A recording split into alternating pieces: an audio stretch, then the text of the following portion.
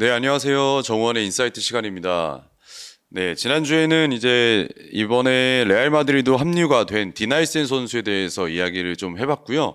저희가 이제 지난 영상에서도 댓글로 달아드렸는데 내용에 약간 수정할 게 있었어서 댓글로 수정 내용을 첨부를 드렸고요. 저희가 이제 앞으로 계속 진행하면서 혹여라도 이제 검토 후에 발견되지 않은 뭐 수정 내용이 있거나 하면 언제든지 의견을 주시면 저희가 수정해서 댓글로 달아놓도록 하겠습니다. 네, 오늘은 많은 주목을 받고 있는 코리안 리거, 그리고 이번 시즌에 이적을 할 가능성이 굉장히 높은 코리안 리거죠. 바로 이강인 선수에 대해서 이야기를 좀 해보려고 합니다. 이강인 선수가 현재 파리 생제르맹 챔피언스리그 결승전을 앞두고 있는 시점이고요. 제가 촬영하고 있는 시점은 그 가운데서 챔피언스리그 출전이 어떻게 될지 모르겠고, 그리고 우승을 할지, 그리고 지금 현재 트래블을 도전하고 있기 때문에 트래블을 할지 안 할지는 모르겠으나 챔피언스리그를 도전하고 있는 마지막 입장인데, 사실 그 팀의 분위기와는 조금 상반되어 있는 이강인 선수의 현재 위치입니다. 워낙 지금 베스트 11이 견고하고요. 베스트 11 속에서 선수들의 폼이 굉장히 좋기 때문에 이강인 선수가 현재 출전을 가져가는 게 좀 어려움이 있었던 이번 시즌 후반 말미에 이제 흐름이 좀 있었죠. 그러다 보니까 이강인 선수의 이적설이 현재 유럽 시즌 리그가 끝난 이 시점에서 굉장히 많이 나오고 있습니다. 그런데 이제 이적 시장에서 가장 많이 거론이 되는 팀들 중 대부분의 팀들이 세리아, 이탈리아의 팀들과 그리고 이제 잉글랜드 팀들, 그리고 약간의 이제 스페인 팀들, 이렇게 지금 링크가 나고 있는데요. 특히나 이탈리아 같은 경우에는 나폴리, 유벤투스, 인테르, 밀란, 이런 팀들이 지금 링크가 진하게 좀 나고 있는 상태고요. 그 다음에 잉글랜드 같은 경우에는 아스날, 뉴캐슬, 특히나 크리스탈 팰리스랑 링크가 또 나고 있습니다. 뭐 맨체스터 유나이티드도 역시 링크가 많이 나고 있고요. 스페인 같은 경우에는 이제 아무래도 아틀레티코 마드리드, AT 마드리드에서 뭐 예전에도 이제 이강인 선수를 좀 노렸었기 때문에 이강인 선수에 대한 어떤 주목도가 좀 올라가고 있는 상황이죠. 한 국가가 아니라 정말 다수의 어떻게 보면 빅클럽들에서 이강인 선수가 매물로 나올 것을 예상하고, 그리고 이제 파리 생제르맹에서도 내부적으로 결정돼서 판매하겠다라고 얘기한 건 아니지만 판매 가능성이 높아 보이는 흐름이 있기 때문에 지금 계속해서 링크가 좀 나고 있는 상황이라고 파악할 수 있겠습니다. 그러면 이제 제가 좀 이야기를 해보고 싶은 건 이강인 선수와 이탈리아 리그 팀들 간의 어떤 궁합? 과연 이제 이강인 선수가 세리에A에 와서 어떤 팀들과 매칭이 됐을 때 좀 효과적일지, 혹은 이 팀들과는 좀 맞지 않을 수도 있겠다라든지 여러 가지 이야기를 좀 이탈리아 팀들과의 궁합부적인 부분에 있어서 이야기를 좀 해보려고 합니다. 자, 일단은 이강인 선수가 가장 유력하게 현재 링크가 나고 있는 팀은 세리아에서 나폴리입니다. 나폴리 현재 콘테 감독 1년차 부임 만에 바로 우승을 차지했습니다. 그러면서 사실 지난 시즌에 굉장히 많은 부침이 있었던 나폴리였어요. 2년 전에는 이제 김민재 선수가 있었고, 김민재 선수가 33년 만에 나폴리에게 우승컵을 안겨다준 주역으로서 활약을 했었고요. 그 다음에 이제 지난 시즌 1년 전에는 굉장히 많은 우여곡절, 그리고 감독이 계속 바뀌는 가운데서 리그 10위를 차지했습니다. 좋지 못했죠. 흐름이 좋지 못했지만 이번 시즌 콘테 감독이 부임하면서, 그리고 약간의 주축 자원들이 나감에도 불구하고 그거를 보완해 줄 수 있는 선수들이 들어오게 되면서 리그 내에서의 콘테, 1년차 콘테 감독의 위상을 다시 한번 느낄 수 있었던 나폴리의 우승 과정이 있었죠. 그런데 이제 콘테 감독이 현재 나폴리를 떠날 수도 있다라는 이야기가 좀 들려오고 있습니다. 이 이야기는 뭐 우승 직전부터 나왔던 이야기들이고요. 아무래도 겨울 이적 시장에 흐비차 크바라첼레 선수가 팀을 떠났고, 오시멘도 결국에는 뭐 팀을 지금은 떠나 있는 상황이고, 주축 자원들이 많이 판매가 되는 상황에서도 뭐 특별한 보강이 이루어지지 않았어요. 그렇기 때문에 결국에 콘테 감독이 팀을 좀 떠나고 싶다라는 이야기가 좀 들려오고 있고, 나폴리는 지금 현재 가장 진한 링크가 뜨는 선수는 맨체스터 시티의 레전드 케빈 데브라이너 선수가 지금 나폴리 링크의 가장 선두에 있죠. 케빈 데브라이너 선수가 맨체스터 시티에서 본인의 전성기를 다 보내고 이제는 조금은 프리미어리그를 떠나서 세리에에서 본인의 역할을 또 할 수 있는 팀을 찾아 나오게 된 상황입니다. 콘테 감독이 이제 떠날지 안 떠날지 모르겠습니다. 그리고 콘테 감독이 떠나게 된다면 다음 시즌 나폴리의 어떤 여러 가지가 많이 변할 것으로 예상이 되는데요. 일단은 선수단에서는 많이 잔류를 좀 요청하고 있다고 합니다. 제가 녹화하는 이 시점에서는 특별히 콘테 감독이 뭐 떠난다는 오피셜이 나온다든지 다른 팀과 링크가 명확하게 뜬 거는 지금은 없습니다. 유벤투스가 연결이 되고는 있지만 오피셜하게 나온 부분은 아직은 전혀 없고요. 이러한 상황에서 지금 이제 케빈 데브라이너 선수의 이적설 그리고 이강인의 이적설이 뜨고 있는데요. 그러면 자, 콘테가 만약에 나폴리에 남는다는 전제하에 이강인 선수가 만약에 여기서 활약을 하게 된다면 어떤 식으로 그리고 어떤 위치에서 역할을 해줄 수 있는지를 좀 보겠습니다. 일단은 콘테 감독이 이번 시즌에 어떻게 경기를 운영했는지를 좀 봐야 되는데요. 콘테 감독이 사실은 시즌 초반에 3백을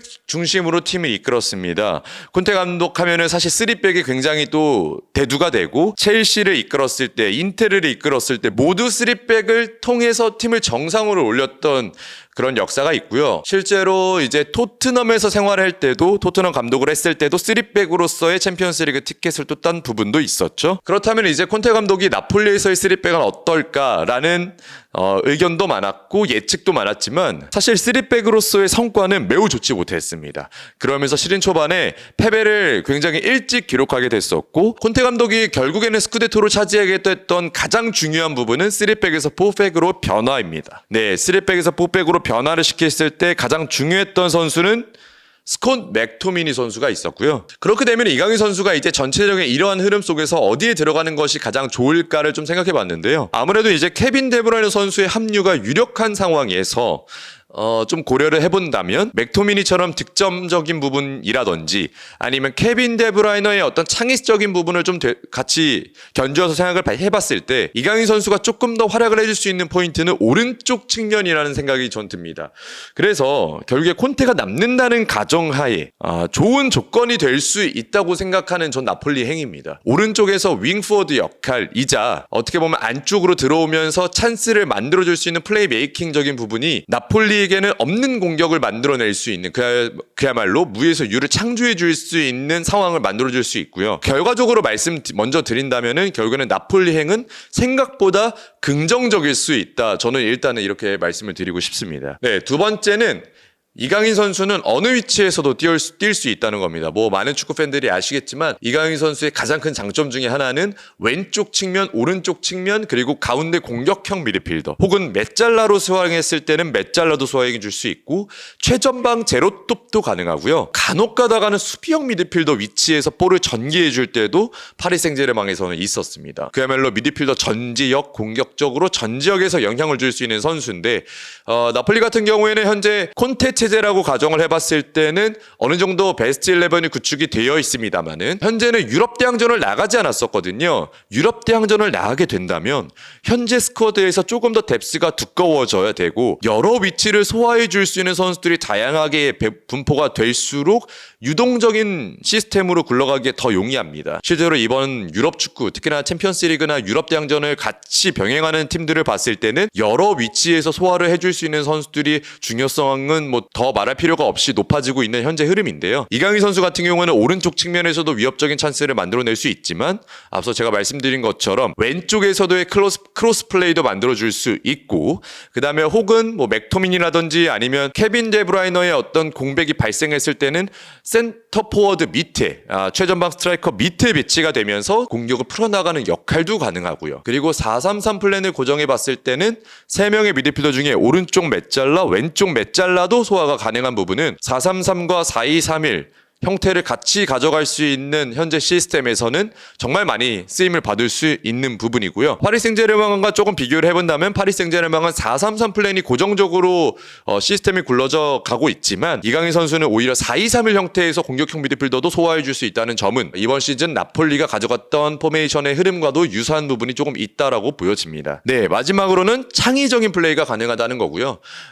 이런 부분은 사실 뭐 여러 팀들은 당연히 창의적인 플레이를 추구하지만 결국에는 현재 나폴리의 스쿼드 안에서 창의적인 플레이를 만들어줄 수 있는 선수는 제한적이라고 생각이 듭니다. 그렇기 때문에 이강인 선수가 케빈 데브라이너 선수가 공백이 발생했을 때 팀의 창의적인 역할을 부여해 줄 수도 있고요. 그 다음에 오른쪽에 이강인 그리고 가운데에 케빈 데브라이너가 있다면 이 또한 둘이 맞물리면서 보여지는 그러한 플레이도 많이 나올 수 있습니다. 그런 부분에서 봤을 때 이강인 선수가 충분히 이런 부분에 장점을 발휘해 줄 수 있다. 이렇게 정리를 해볼 수 있겠습니다. 일단은 콘테의 나폴리의 콘테와 좀 묶어서 이강인 선수를 이야기를 해봤습니다. 아무래도 가장 링크가 짙게 나오고 있는 팀이죠. 그렇기 때문에 좀 더 딥하고 깊게 이야기를 해봤고요. 다음은 이제 유벤투스 이야기를 좀 해보도록 하겠습니다. 유벤투스는 앞서 말씀드린 것처럼 이번 시즌 챔피언스리그 티켓을 확보를 했죠. 결국에는 티아고 모타 체제에서 실패를 맛봤던 유벤투스였고요. 이고르 투도로 감독이 챔피언스리그 티켓을 확보했기 때문에 계약 연장이 된다는 이야기가 있긴 합니다만은 유벤투스 수뇌부들은 계약 연장을 할 생각이 크게 있어 보이진 않습니다. 지훈톨리 단장도 현재는 뭐 팀을 떠날 수도 있다 이런 이야기도 있는 가운데서 유벤투스에서 이강인 선수가 링크가 나오게 되려면 일단 기본적으로 감독에 대한 거취가 일단 정해져야 되고 팀 내 구단에 대한 디렉터도 잔류를 하느냐 마느냐가 정해져야지만 이 다음 단계로 좀 이야기를 해볼 수 있다는 생각이 좀 들긴 해요. 하지만 유벤투스의 현재 흐름을 봤을 때 그리고 선수단을 좀 비교해 봤을 때 윙포드들을 좀 주로 볼 수 있겠습니다. 특히나 공격형 미드필더 그리고 윙포워드들이 저희가 쉽게 말해서 2선 자원들을 좀 봤을 때 이번 시즌 2선 자원들에 대한 활약도 역시 좀 아쉬웠어요. 예를 들어서 케난 일드리 선수를 좀 제외한다면 믿고 쓸만한 2선 자원이 많이 없었다 이렇게 정리할 수 있습니다. 유벤투스는 왼쪽 자원을 크게 걱정하고 있지는 않은 상황인데요. 반대로 오른쪽 자원이 좀 걱정이 되죠. 지금 현재 일단은 콘세이상의 임대로 와서 활약을 했지만 사실 전반적으로 봤을 때는 많은 아쉬움이 있었습니다. 특히나 볼을 조금 끌거나 혹은 드리블을 시도할 때와 시도하지 않을 때에 대한 구분이 되지 않으면서 낮은 위치에서 탈압하게 되는 경우도 꽤 많이 있었고요. 결국에는 유벤투스 역시도 창의적인 플레이가 일드지의 왼쪽 측면에서 나온 것 외에는 이렇다 할 만큼 찬스가 많이 만들어진 것이 없었어요.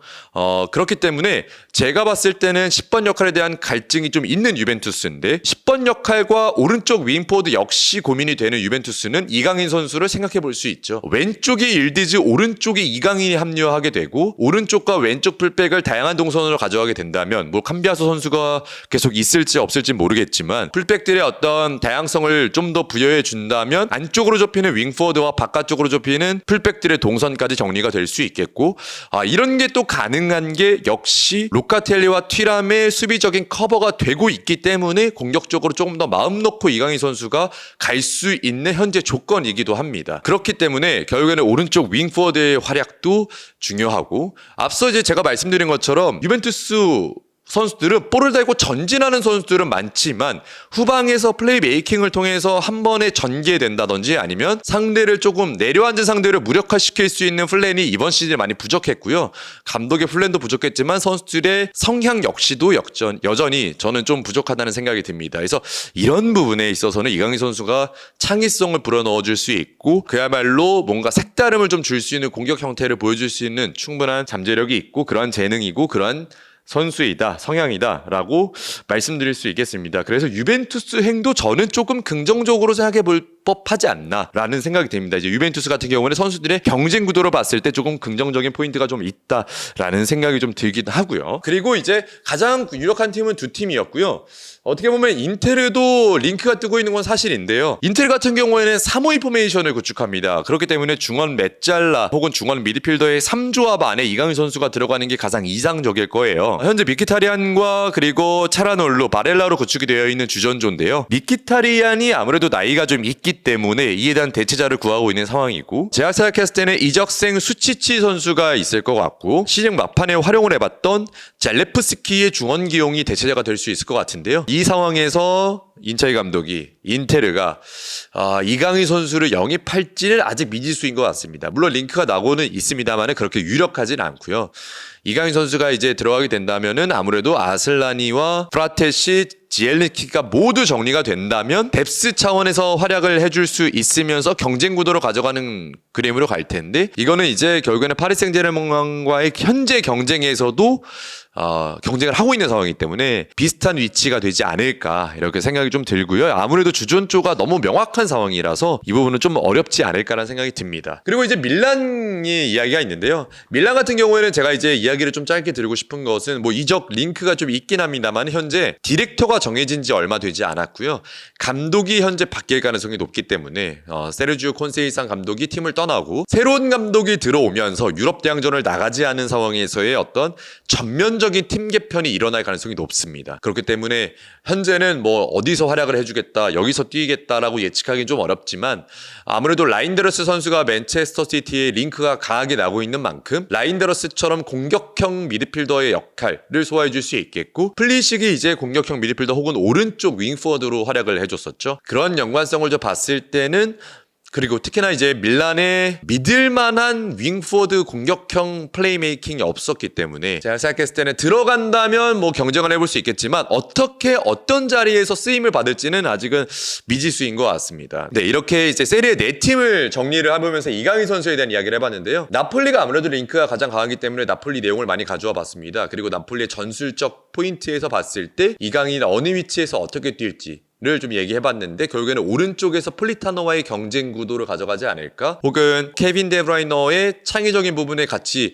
좀 더해줄 수 있는 위치를 가지 않을까? 이렇게 생각을 해보고요. 공교롭게도 네 팀 중에 이제 감독의 자리가 명확한 것은 인차이 감독밖에 없죠. 그렇기 때문에 전술적으로 현재 어떻게 쓰이겠다라고 명확하게 말씀드리긴 좀 어렵긴 해도 현재 콘테가 남아있던 나폴리에 좀 가정을 해봤던 부분 그리고 유벤투스의 현재 뎁스를 고려해봤을 때 어떤 선수들과 경쟁을 해볼 수 있다. 어떤 위치에서 경쟁을 해볼 수 있겠다라는 걸 이야기해봤고요. 인테르는 조금 쉽지 않을 수 있겠다. 밀란은 아직 더 두고 봐야 될 것 같다라고 정리를 해봤습니다. 요즘에 가장 핫한 코리안 리거에서 이강인 선수의 이적설이 뜨고 있는데 부디 지금보다 더 많은 곳에서 뛰어야 하고요. 뛸 수 있는 팀으로 이적해서 워낙 잠재력이 좋은 선수고 개인 기량이 좋은 선수이기 때문에 그 잠재력이 폭발하기를 제가 기원을 해보도록 하겠습니다. 네, 오늘은 정은현 인사이트는 여기까지 하도록 하고요. 다음 이 시간에 또 찾아오도록 하겠습니다.